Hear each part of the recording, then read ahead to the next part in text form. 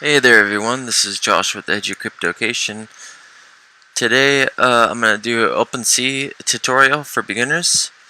I will put a link or actually two video links at the end because there's the first step you're going to have to do is create an OpenSea.io account, which I have a video showing exactly how to do that, which I'll put at the end of this one. Unless you'd rather just go straight to it, just go to my channel, and if you want you can subscribe while you're there to keep getting more content like this. But I do have an OpenSea.io how to create an account, and I also have a video on how to create a MetaMask wallet account. I have both those videos on my channel if you'd like to go check them out. And then this is a OpenSea.io tutorial once you've done those two steps. And again, I will put the links to the videos, to those two videos at the end of this one as well. So, getting started. Downloading required dependencies and setting up a development environment. Install MetaMask and create an Ethereum account, which I was just talking about. In order to interact with the smart contract on Ethereum, you will need to install a wallet and initialize an account with some Ether in it. I do have another video showing you how to buy Bitcoin on Cash App and transfer it to an exchange, and that is how you can purchase Ethereum like that. Or you can just do it directly on a site with a debit card, but that tends to cost a bit more.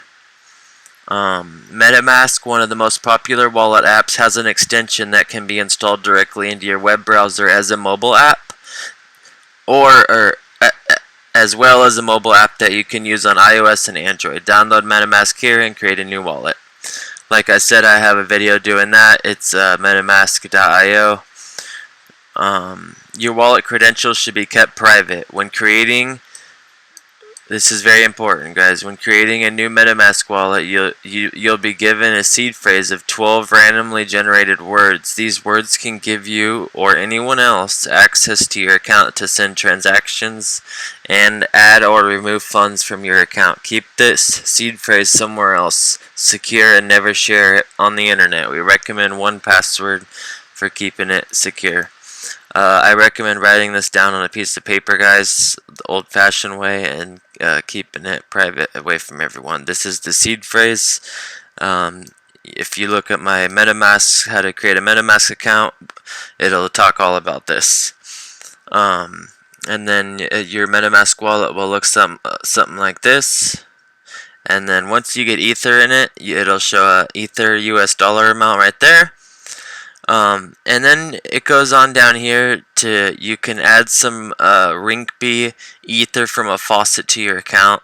This is you can try this if you want. What it is if you use the Rinkeby right here, the test network, what it is you pretty much practice sending Ethereum to your account.